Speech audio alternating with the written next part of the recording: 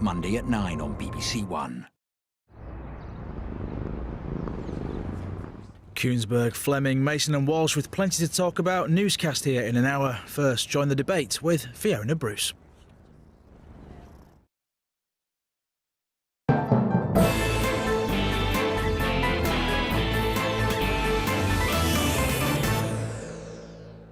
Welcome to Question Time. On tonight's panel, James Cleverly, former chair of the Conservative Party during last year's general election, now a minister at the Foreign Office. Labour's Shadow Secretary for International Trade, she was Shadow Foreign Secretary under Jeremy Corbyn and a candidate in the contest to become leader of the party, Emily Thornberry. A former investment banker and an MP since 2015, currently the leader of the SNP at Westminster, Ian Blackford. Joining us down the line, Fraser Nelson, a journalist whose career began on The Times and The Scotsman. Since 2009, he's been editor of the right-leaning Spectator magazine. And the Bishop of Dover, previously chaplain to the Speaker of the House of Commons and chaplain to the Queen. And the first black woman to become an Anglican bishop, the Right Reverend Rose Hudson Wilkin.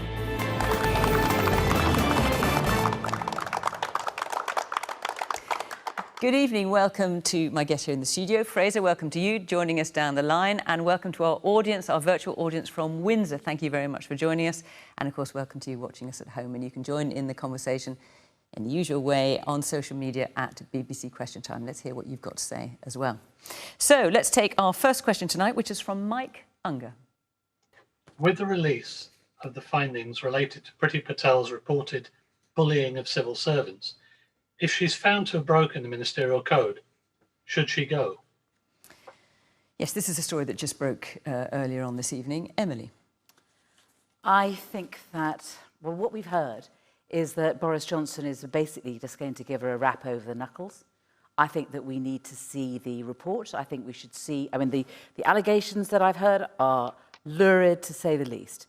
I think that it's an extreme examples of bullying in the workplace. And I think that people should all be measured by the same measure.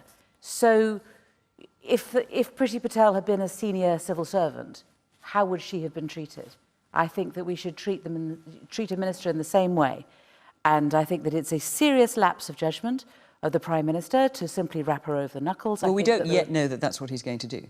That's what I'd heard, was that that was what was going to happen. If he doesn't, that's fine. You know, if he takes a further decision, do you think Priti Patel fine. Should lose her job? Do you think she should resign? I think that, first of all, we need to see the full report. I think we should, step one, see the full report, get her to come to Parliament and answer questions on her behaviour. But, you know, from what one hears, this is very serious and the government is not taking it sufficiently seriously. Well, let's just remind ourselves what the allegations are. So these are allegations made in February in a resignation statement by the most senior civil servant in the Home Office, Sir Philip Rutnam, who was suing for unfair dismissal.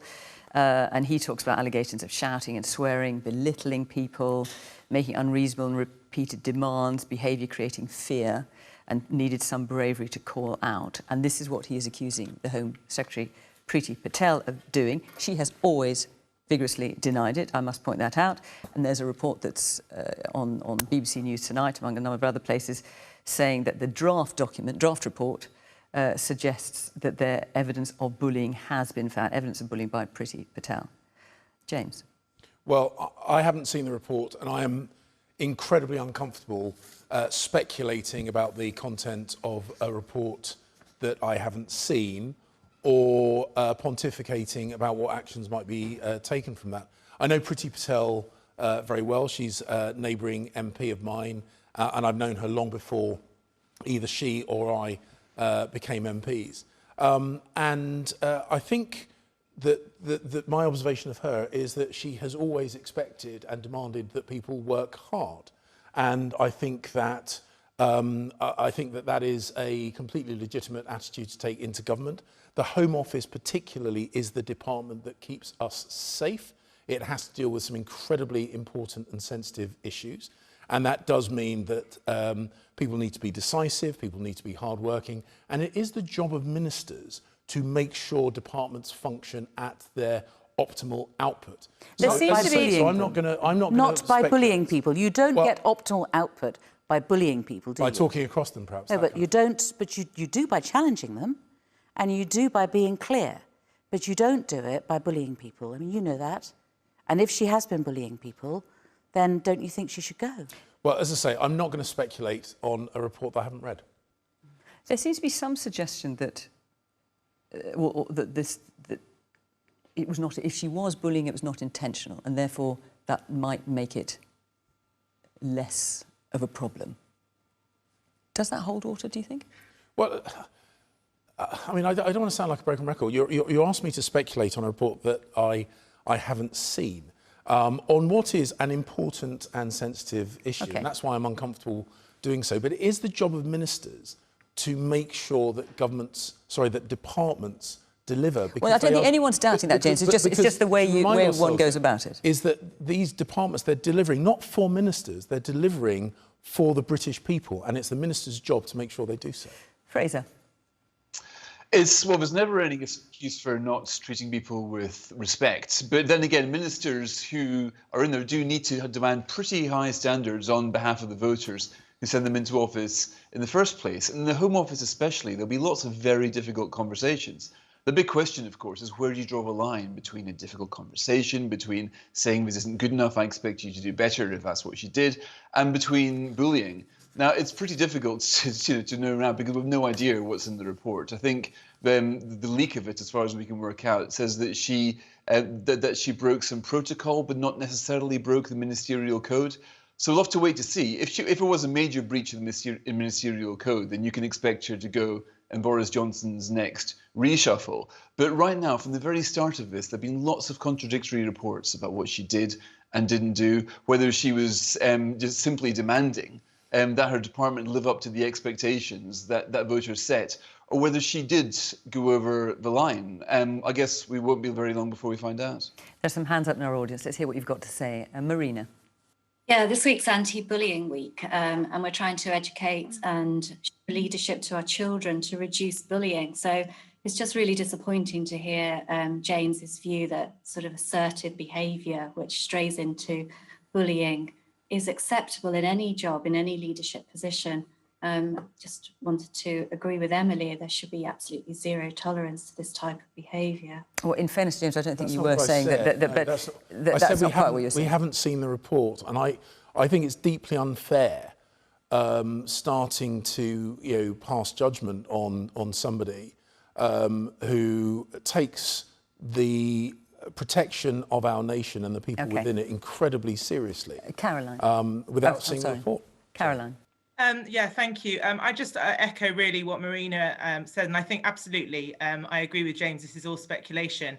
But if the report does say that she has been displaying bullying behaviour, then absolutely, I think she should go. She's in such a senior position, and as Marina said, I mean, she's this is a senior person, and this is not a role model we want. You can have a decisive, industrious, hardworking atmosphere without it being bullying. Luke. If this is a question to the whole panel, but specifically James, if there were allegations of bullying that you found in your staff, what would you do about it personally? OK, I'm just going to go around a little bit further, if I may. Ruth.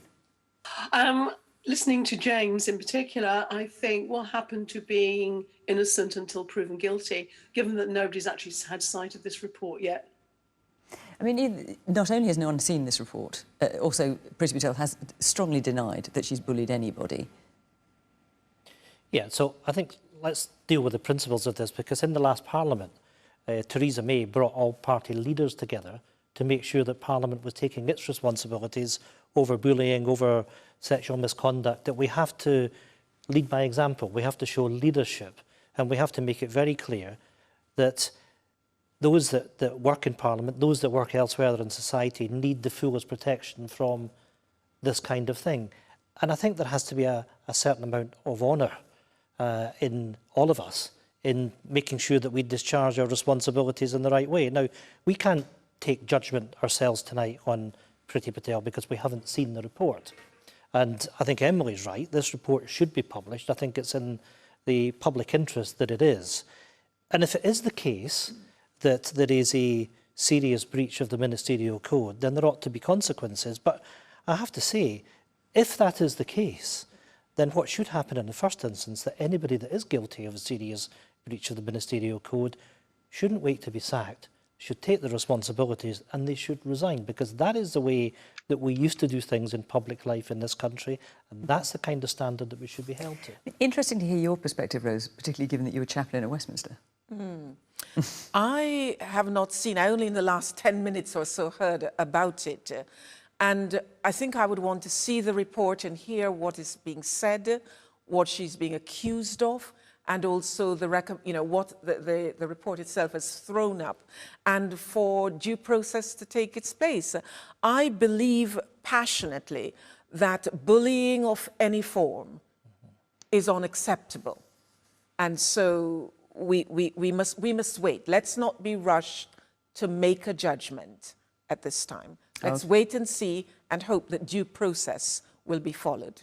Okay, well, I'm going to take another question, but before I do, I just want to mention that we're looking for people to join our virtual audience, just like everyone who's joining us from Windsor tonight. Next week, we will be in Swansea, and the week after that in Bath. So if you live in either of those places or thereabouts, do get in touch at the Question Time website. You can fill in the online form and do come and be part of our audience. It would be great to see you. Right, let's take our second question, which is from Elliot Williams. Should the government just allow families to meet up over the Christmas holidays if people are going to be breaking the rules anyway? Or is it a case of some people just spoiling it for the rest of us just to eat a few Brussels sprouts? Well, look, I love sprouts, actually. We'll give way to no one on my love of sprouts. But, well, what do you think, Elliot?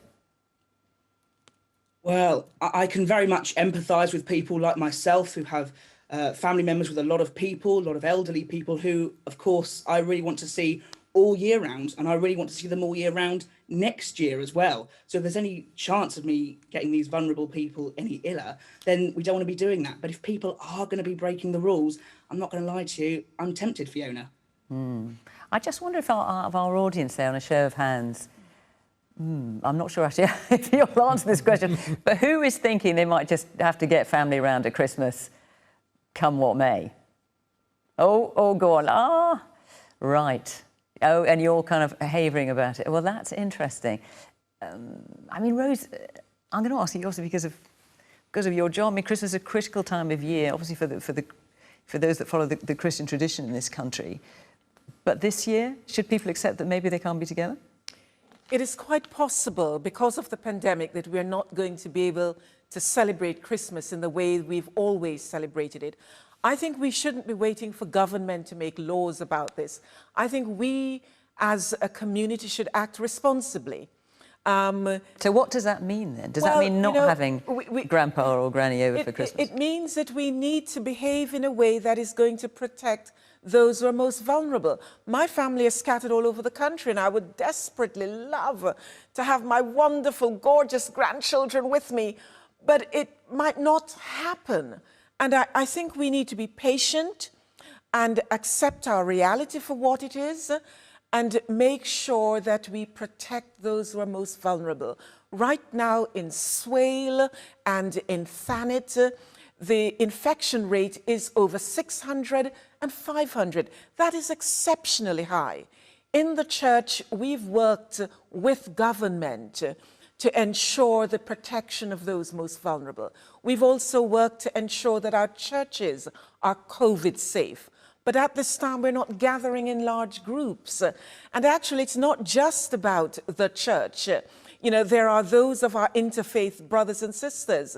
Eid, a big festival, Diwali, and I don't know about what will happen with Hanukkah. So we're in this together. Let's just be patient. And let's do the right thing. Let's hear from our audience. John. I totally agree with Rose. Thank you for saying that. But a lot of our local businesses have put so much investment into become COVID safe, just to have that ripped away from them at the last moment, just before Christmas, and just getting some money back. I'm now hearing that if we have these 5 days around Christmas, then we're going to be subjected to 25 days of lockdown in January. Where is the logic in that? I don't get it. I don't understand it. I want to know how we fund back the businesses that have invested so much money into making sure their businesses are safe. And to Rose's point, it is down to personal responsibility. Why do we need Boris Johnson to tell us how we should live our daily life? It's down to us as individuals to protect ourselves and protect others. Sabia? Like it was just mentioned, there were many of us who around Eid weren't able to get together with loved ones. We made it work. We used Zoom and other facilities that there are available. You just have to make it work and be sensible. Martin? Would it not be more appropriate for people to meet up in their own homes rather than meeting up in large supermarkets purchased in non-essential goods? Right, OK. Maybe we shouldn't go to the supermarkets either. Well, James, Elliott's point is, should the government allow people to meet up over Christmas if people are going to break the rules anyway? And just on a totally unscientific but little show of hands, it's quite a few people in our panel there are thinking, well, I'm just going to get the family over whatever. I mean, that's got to be part of the calculation, hasn't it, for the government? I've been really impressed. I was about to say surprised, not so much surprised, but really impressed by actually how, for the most part, people have been careful and thoughtful and have taken really sensible precautions. It is really sad when important religious festivals have been so heavily disrupted. We've already mentioned Eid and Diwali, Easter, Holy Week for Christians. No, but we know all that, James. What can you tell us about what's going to happen? Well, the guidelines that we put forward have always been guided by the science, and there's always been a balancing act. So this idea that 5 days getting together at Christmas might lead to a month of lockdown? So I know there's a lot of speculation about what might be announced. Obviously, the Prime Minister will let us know what the guideline changes might be. But our response to coronavirus has not been dictated by events in the diary. It's been dictated by the epidemiology. But hang on. Christmas. Boris Johnson's referred to Christmas many times. We know it's important and that it's something that he's factoring into his decision making. He's clearly talked about he knows everyone wants to be together for Christmas. Yeah, well, as I say, the guidelines, and we haven't seen what they'll be, and they will be guided by the science, because people do want to get together. Not just people of Christian faith, but Christmas is traditionally a time of people of all faiths and none get together. That emotional safety net is actually really important. And throughout the government's response to this pandemic, it's about being able to, or trying as best as we can, to balance the public health, people's personal health, the economic health, the emotional and psychological health of the country. And none of these things are easy. And they are all finely balanced, and the whole world is having to learn on the job, as it were. But we do want, as long as it can be done safely, people to enjoy each other's company at this really important part of the year. Ian? This is a terrible time for everybody, isn't it? And I think, as politicians, we should thank the public for the way that people have behaved, the fact that people have had to make sacrifices for so long, the fact that so many people have lost loved ones, they haven't been able to grieve in the right way. We know that there's some hope with the vaccine, although it's going to take time to roll this out. And we have to be careful about managing expectations as we go through this. So what are the expectations for people in Scotland in terms of getting together at Christmas? Is it likely to happen? Well, one of the things that I will say, and I think it is important, is that the four governments will work together over this, because we need to make sure that there are opportunities where it's appropriate for people to travel. So does that mean that we won't see then Nicola Sturgeon making an announcement before the UK government? Because obviously that has happened fairly frequently throughout the pandemic. I'm not saying it critically, I'm just saying it's a fact. Are you saying that Nicola Sturgeon won't do that on this occasion? Well, I think the fact is, obviously we've got responsibility for health in Scotland, and the First Minister makes announcements at our daily press briefings in front of Parliament, and we're dictated by that timetable. And I hope that people will respect that the decisions that have been taken, the announcements have been done in good faith, given the responsibilities because of the epidemiology that James has talked about. But, we are in a situation that we took early action in Scotland to tighten things in September. We're beginning to see some encouraging signs. It's early, but there are some encouraging signs that the R number is declining. All of us want to give people a bit of hope, and we have to think about, I would ask people to please observe the rules. It's really important that they do that. But we need to think about those that have been on their own for a long time, those that are vulnerable, the mental health pressures that we see. If we can find a way that we can give people a little bit of hope that they can have some kind of family time, but I would ask people that they follow exactly the regulations that are put in place. I'm like Rose. We have a big family. I've seen my granddaughter once this year. We're all having to make sacrifices. Life is on hold in many respects. We have to find a way to get through this safely without increasing the risk of an increase in the infection as we come through the winter period. In our audience, Tom.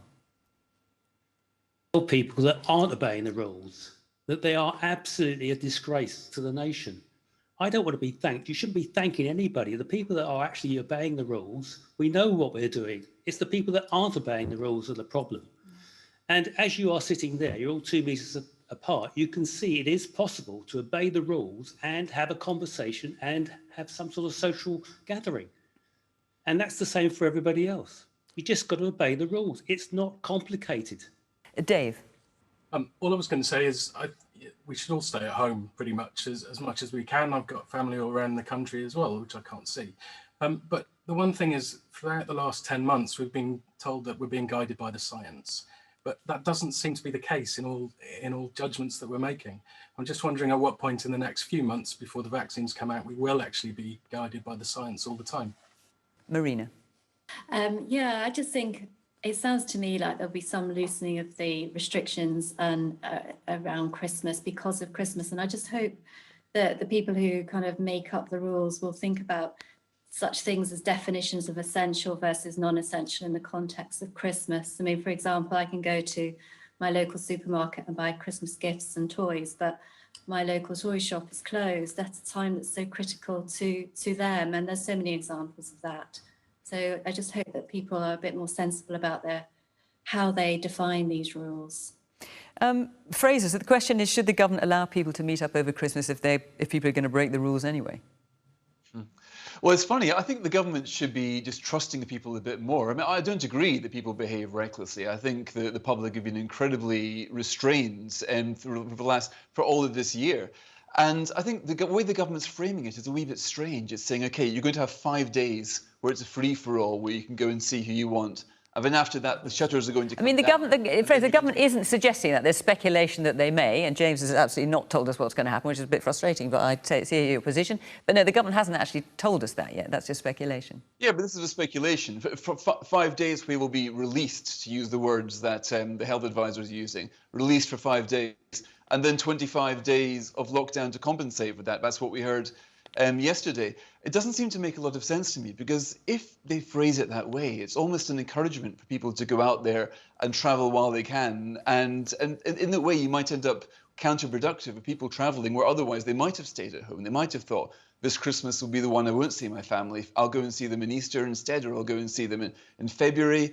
And I think that if the government were to, I think, give people a bit more discretion, it all depends, for example, how bad the virus is in your level. If you live in a place which is really bad for COVID, you probably wouldn't want to go to a place that didn't have much. However, if you're in one of the parts of the country where there isn't much COVID and you want to go and visit a relative close there, then that's different. I think people can be trusted to make their own judgments here. I think the history of this year has showed it, and it's pretty strange to think that the government is sitting there working out which days of the year we should be allowed to see our family and which not. I'm sure there is a common sense way of doing this. I mean, the Americans, for example, have just been advised by the CDC not to see each other for Thanksgiving. Now, that's quite a big deal. Thanksgiving's a big festival over there. But when Canada had the same thing, the virus did spike in Canada. So you can see, I mean, there are pretty good reasons. If the government wanted to urge restraint and say, look, we know you want to see your family, but the virus levels are far too high in December to allow that, people would respond to that. So it all depends how things are looking at the end of next month. And I think people can be trusted to make responsible decisions. So this 5 days versus 25, Emily, was something that came from Public Health England. What would Labour do? Would you stop us seeing our loved ones at Christmas, or allow a little bit of a free-for-all for a couple of days? I'm not going to, in my answer, I'm not going to, and I hope nobody thinks that I think this is easy, because it absolutely isn't. You know, different people will give you different answers as to what a successful Christmas is. And somebody like me, I would say, seeing my family. I want to see my family more than anything else. That would be a successful Christmas for me. You know, Rose might put more emphasis perhaps on religion, and many of the Christians would say an opportunity to be able to praise God together.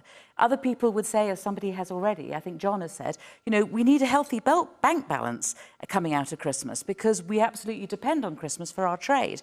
And frankly, teenagers might well be thinking, never mind the family, actually it's an opportunity for us to have a party. So lots of people have different expectations. And we also, even in my definition, family, who is family and who isn't family? I mean, there are people who want adopts, who don't necessarily have family, who spend time with a family. Now, would they be allowed to come and spend time with Christmas with us? And if the deal is you can spend 5 days with another family, or you can't spend 5 days with a family because you're not strictly family, but you still have to be locked down for 25 days afterwards, and you can see how these things, so it's not easy. But one thing we have to be clear about is that the way we get through this is by having a pact between the people and government. And I think the British people actually have shown for the last year that they are responsible, that they know what it has they have to do because they're looking after each other, and they know that they are as responsible as the most irresponsible person. We're all in this together, but they need to have leadership, clear leadership from the government with a clear plan which is properly articulated, that people know what it is that's expected of them. And in that way, if we can be shown a way through, then I think that people will fall into line, because in the end, the British people want to do the right thing. We may not have a proper Christmas this year, but we sure as hell ought to have one next year. And that's what we should be working towards. There is. I want to move on, but you wanted to come in very quickly. I want to say that we just need to accept that for 2020, Christmas is not going to be as it has always been. And frankly, whatever happens, Christmas is not going to be cancelled, because Christmas is not about the pandemic. Christmas is about love, the love that we show to people, and in particular to those who are most vulnerable in our communities. OK, let's take another question from Richard Szymanski. Yes, hi. Has devolution been a disaster? And will Boris's remark increase the chances of Scotland breaking away from the UK? Yes, so Boris Johnson is reported as saying in a virtual meeting with the Conservative MPs that devolution had been a disaster in Scotland. Not a view with which I imagine you concur, but have his remarks increased the chance of Scotland breaking away from the UK? Well, what you've seen over the course of the last few months is there's been a consistency in the polls that have showed a majority for independence, and over the piece it's been increasing. I have to say, I think what Boris Johnson has shown by his remarks is disrespect to the people of Scotland, a disrespect for devolution. And I have to say, someone that just simply doesn't understand modern-day Scotland. Scotland's changed tremendously over the course of the last 21 years. I mean, the clarification from Number 10 has been it's not that Boris Johnson has a problem with devolution, he's got a problem with you, with the SNP. Well, look, at the end of the day, he said what he said, and he's tried to roll back from this. But the fact is, the SNP's won every election to the Scottish Parliament since 2007. We are way ahead in the polls. There's massive public satisfaction with the way that the government and the First Minister in particular are dealing with the pandemic. And, I look over what we've done over the course of the last 20 years, not having tuition fees, the fact that we've got free personal care, the fact that we have got world-leading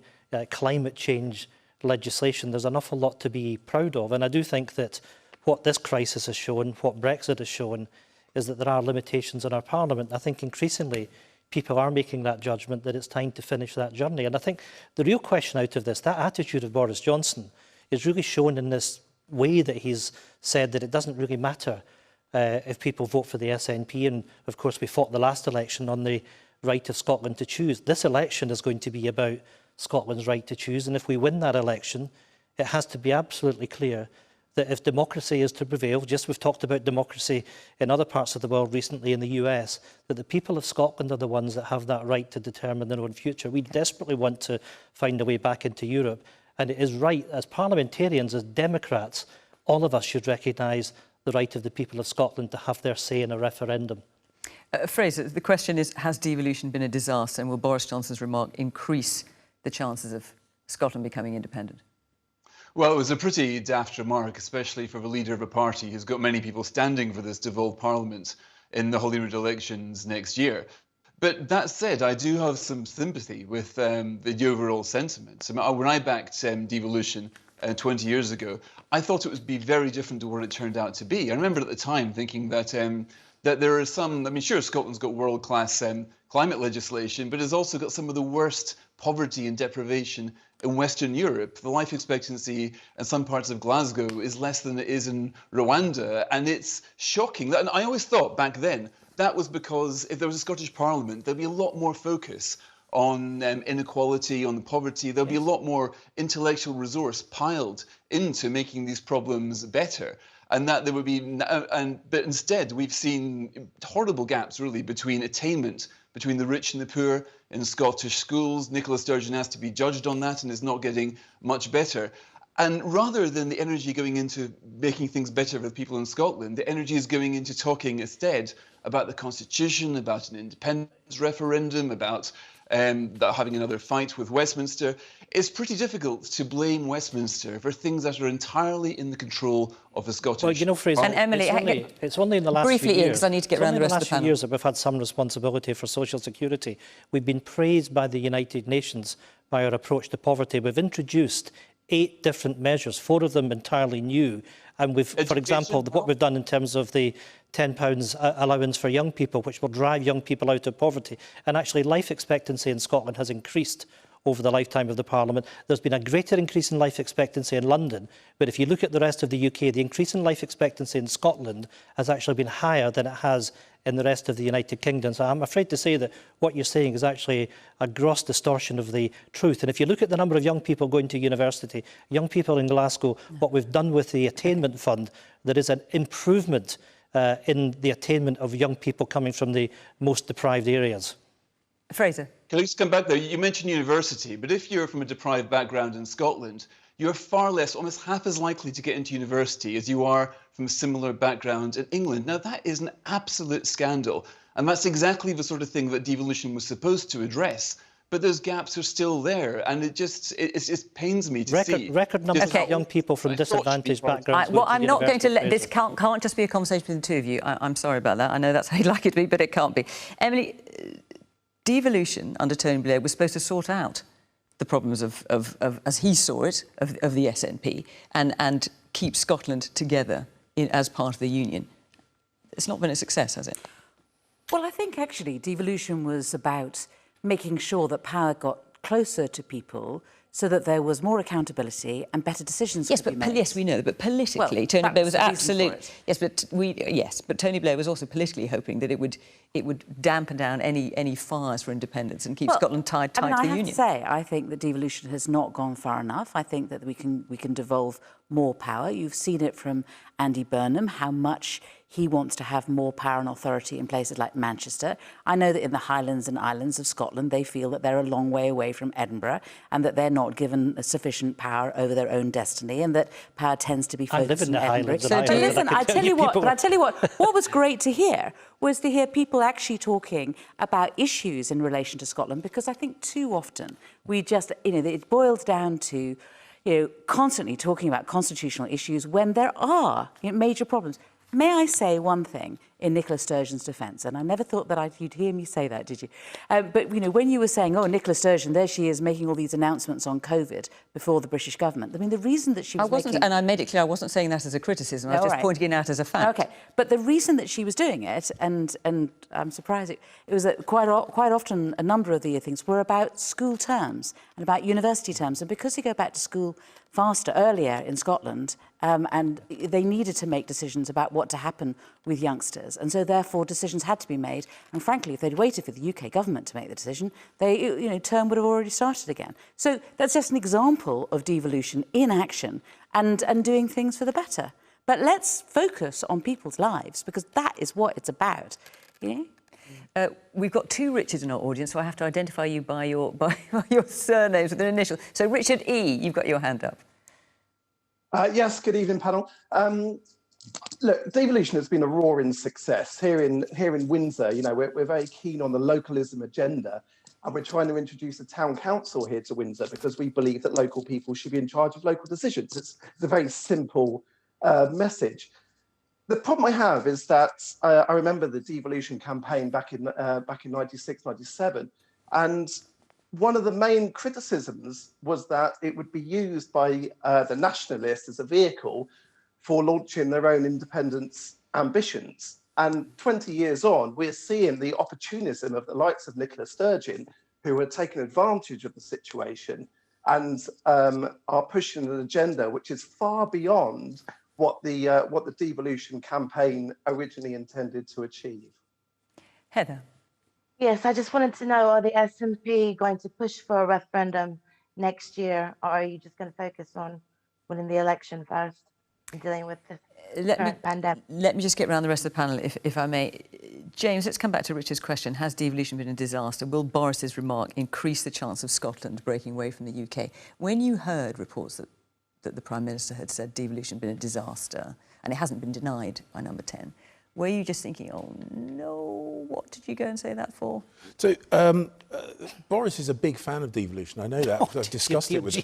But he thinks it's a disaster. How can he be a fan and thinks it's a disaster? Those two things seem mutually exclusive. For the SNP. And I know that this is the case because I worked with him in devolved government. He's a passionate fan of devolution, and he understands that actually the way devolved government works best is when there's the that devolved administration, that devolved government has both power but also responsibility. It does seem, if you don't mind me saying, James, a strange defence of his comments to say... I get as much free time as Ian? No, you will. I was just going to ask something. To say that he said one thing, but actually he means the opposite. It's kind of hard to believe both things at the same time.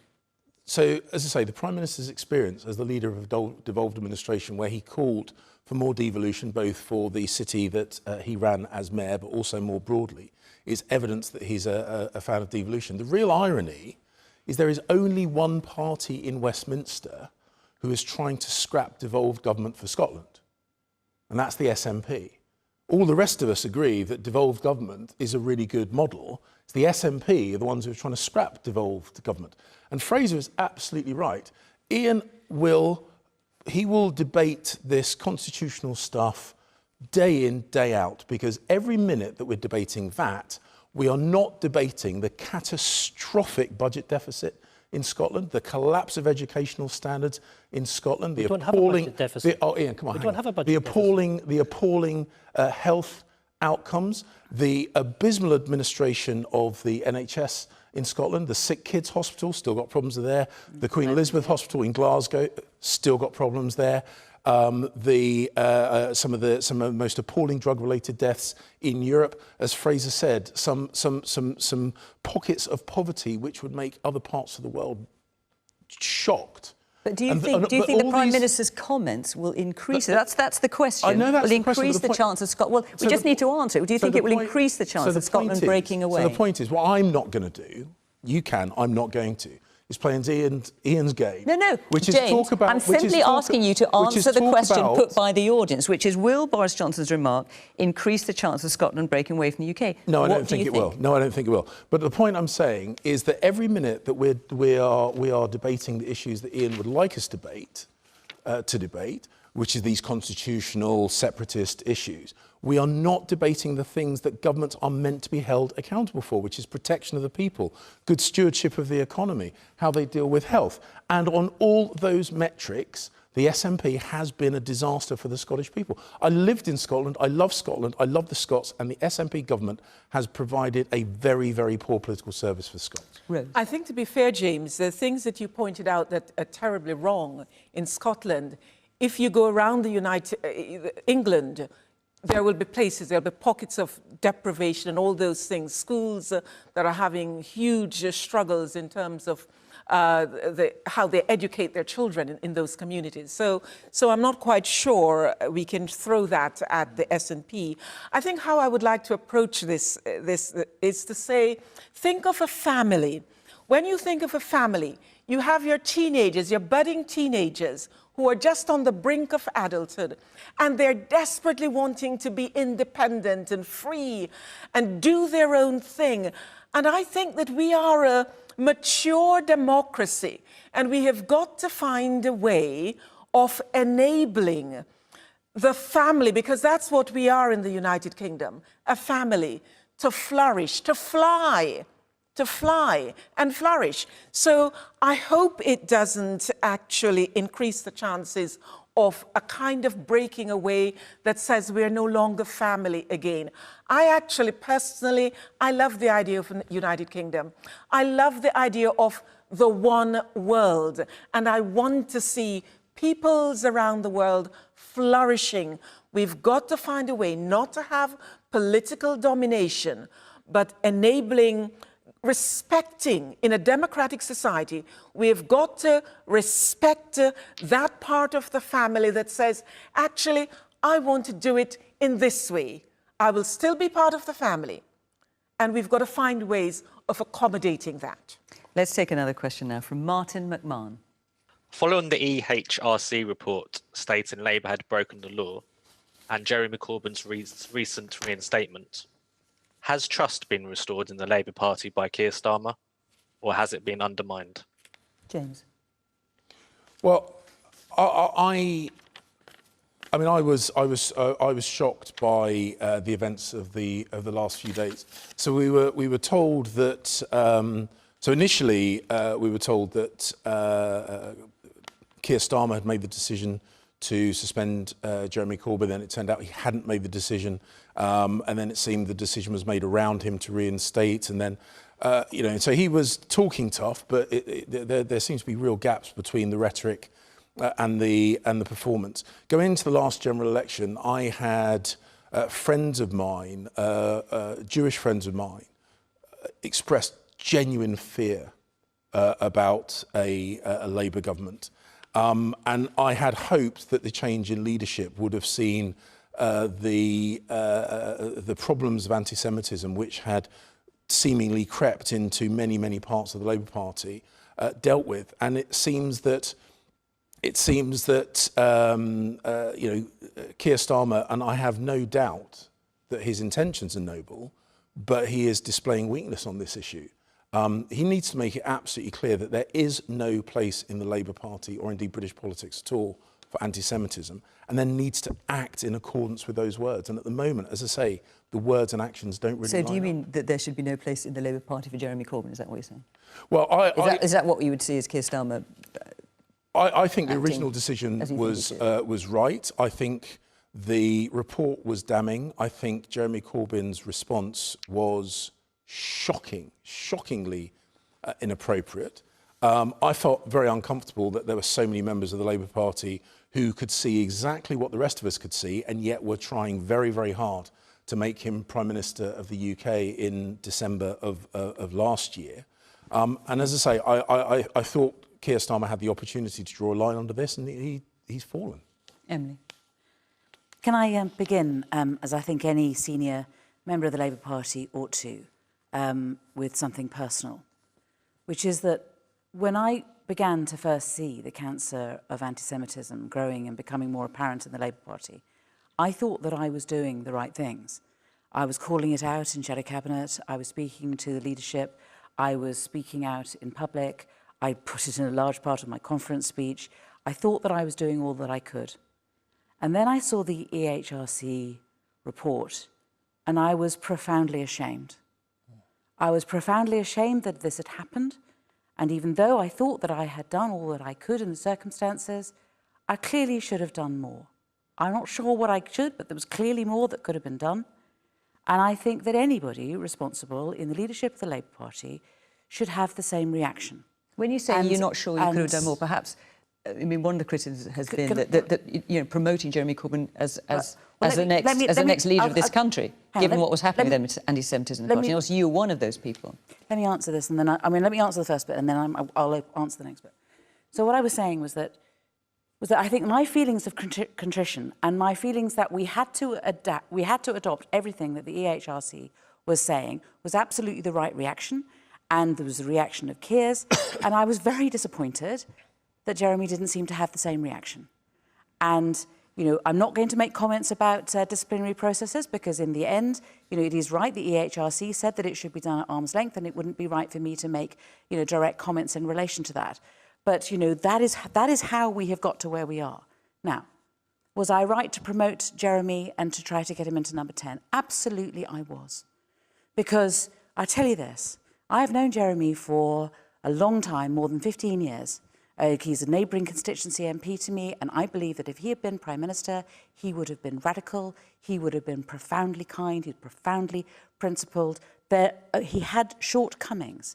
And one of the shortcomings, in my view, and I have said this before, was that he allowed his own personal feelings whereby he felt that he was personally under attack when the issue of anti-Semitism was risen, that he wasn't able to step back and take an objective view of it and make the proper decisions.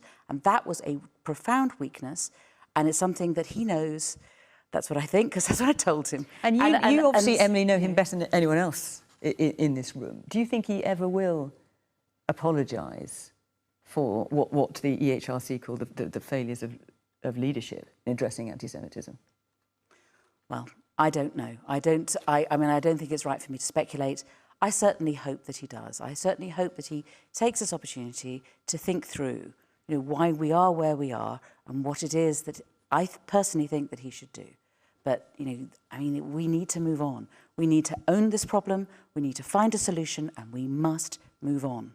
The country needs an opposition that is ready to step into government, because, frankly, we can do without this lot. There's lots of absolutely shocking. Oh, come on. Are you on? How much evidence do you need? He spent decades associating with 9/11 truthers and Holocaust deniers. The idea that somehow this was too hard to see, and that even with the evidence presented by that report, you're still here saying you do not regret trying to install him as Prime Minister of this country, is genuinely shocking. Jeremy Corbyn has spent his life fighting racism in this country. Demonstrably hasn't. And that Demonstrably is hasn't. what he has done. As I say, I have not tried to score points. I have been, in my view, as honest and as open as I possibly can be on this very difficult issue. And I hope people hear what it is that I'm saying. Richard Szymanski. Right, I'm completely shocked when really Keir Starmer came to power, came to being the head. I thought he's going to be dealing with Jeremy Corbyn much better, and actually encouraged me very much when I saw him what he did at the beginning. And he gave Jeremy Corbyn opportunity to apologise. He never did. I just can't believe that this man could have rose to a position of almost being a prime minister of our country. And I'm really shocked the way his attitude, his behavior, and he can't apologize for the things he's done. It's absolutely shocking. My father survived the Holocaust. He's 98 years old. And, what he went through and everything that happened is absolutely unbelievable. And I'm shocked that the opportunities happen and he's back in the party. He shouldn't be nowhere near any position of any power. I'm really, really upset about the way he dealt with that. And I think should have been much stronger than what happened. Mo. Well, yeah, and I just wanted to say, I think obviously with anti-Semitism and everything around it, and especially Jeremy Corbyn obviously being put up for all of this, I think there's loads of obviously prejudices are going on, and it's kind of becoming systemic. I think going forward, we need to know how to deal with these issues and leave the past to where it is, and make sure these things are not done going forward. So what steps are being taken to ensure incidents and actions such as this are not going to be going on going forward? OK, we're going to get round the rest of the panel, if I may. Fraser. I have to say, I think Keir Starmer has been pretty decisive over this. He hasn't allowed Jeremy Corbyn to come back as Labour MP. He hasn't got the whip restored to him, and he's facing quite a lot of pressure now, Keir Starmer, from a lot of his party. They're saying they're going to resign if Jeremy Corbyn doesn't get the whip, and he's not moving an inch on this. So here is an instance where I have to say I'm no natural Labour supporter, but I've been pretty impressed at the way Keir Starmer has really followed through on what he's said. He really wants to demonstrate, I guess he needs to demonstrate, that the Labour Party is, in his words, under new management.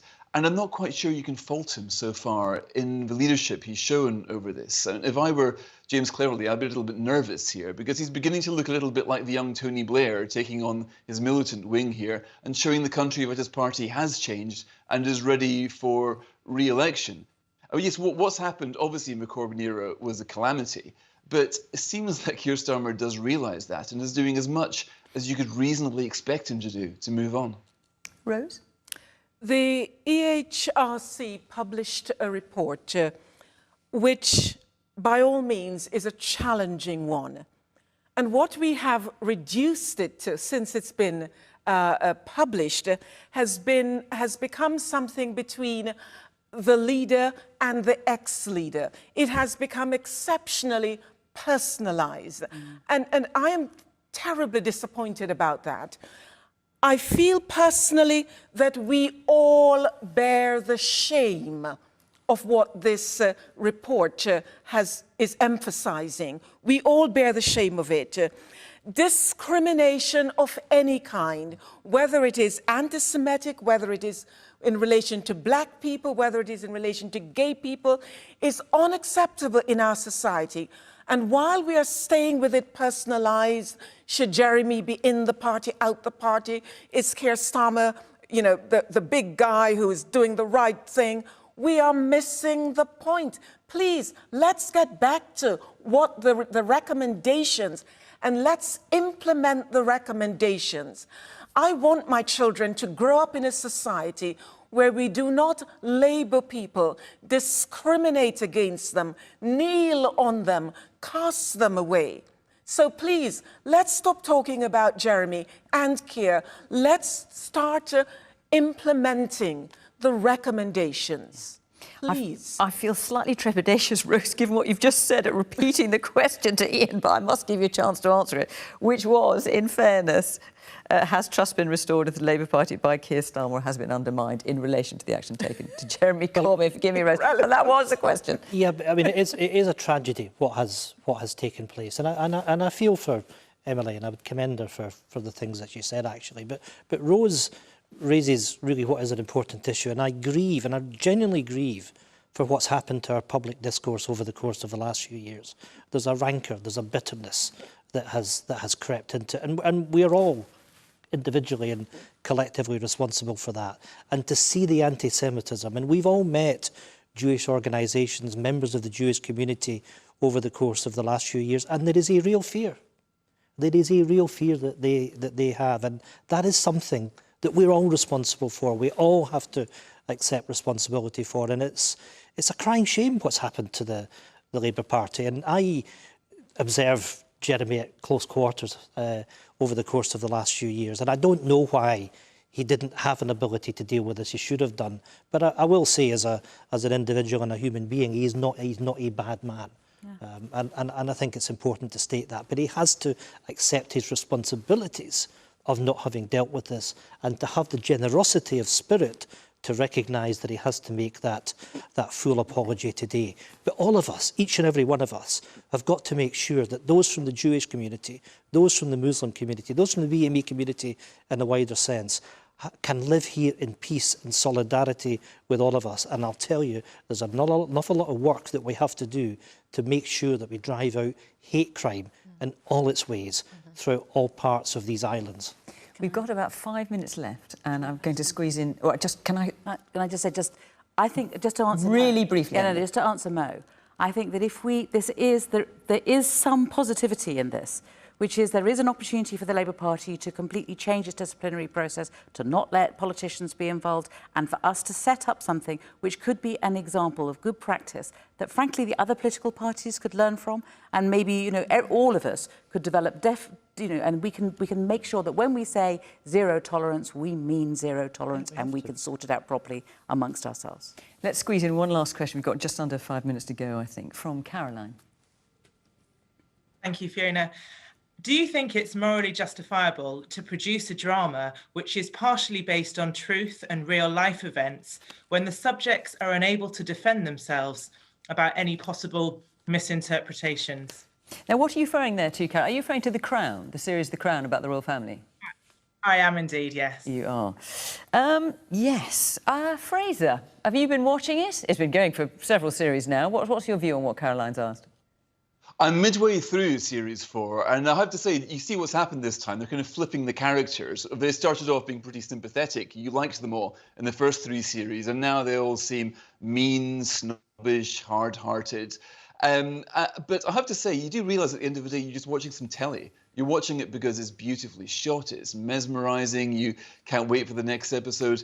And I don't really see it as a documentary. I do feel a wee bit sorry for the Queen being portrayed right now as being far more hard-hearted than I suspect she is. But then again, it's a story. These guys are telling a story. They're using some of the most incredible raw material. and they're telling, which is in many ways our country's story. And perhaps the problem with The Crown is that it's simply too good. It's so engrossing that you watch the first few series, and it's like you're just watching history as it happens in front of you. That's how realistic they make it. So I can see for that reason, when they start to put mean things in the mouths of the royals, you almost start to believe that it actually happened. But then again, you can switch it off, make a cup of tea, and remember it's just the telly. I mean, that's the problem with it, isn't it, Rose? In that, I mean, if you want to call it a problem, but it's drama, and there are fictitious elements to it because it is a drama. People may watching it like Fraser is and thinking, just going along, and some people may not recognise the fiction from the fact.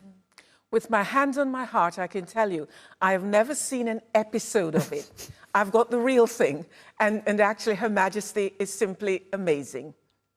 No intention of watching it. Ian?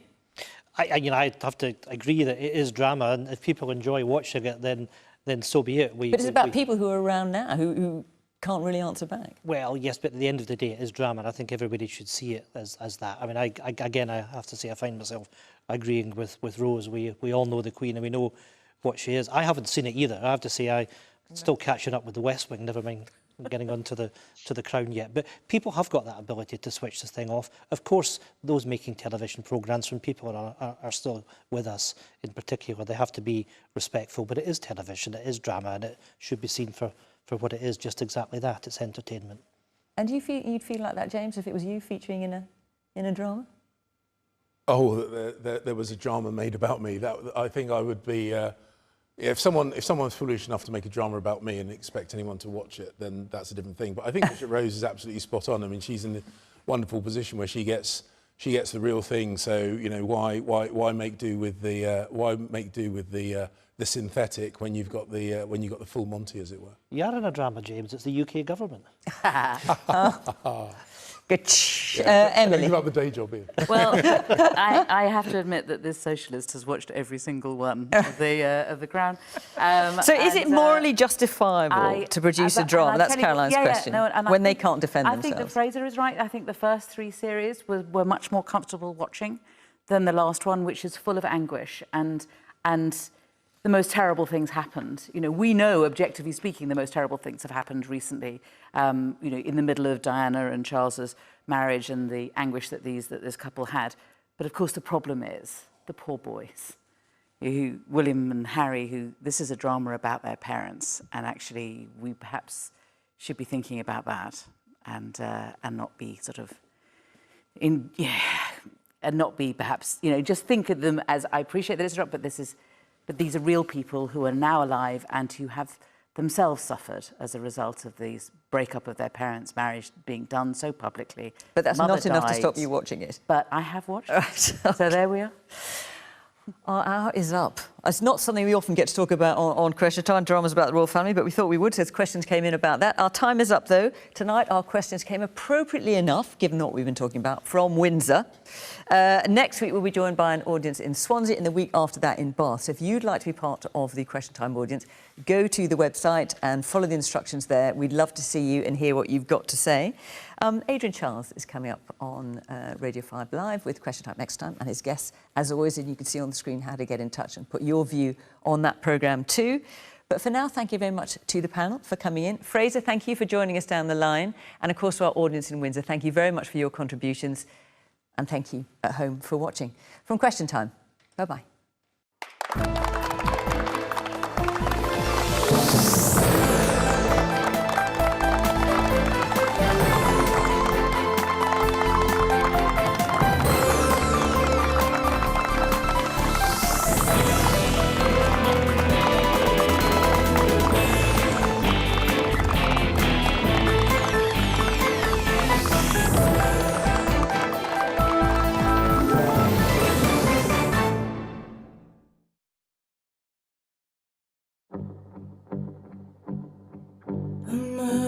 Of crow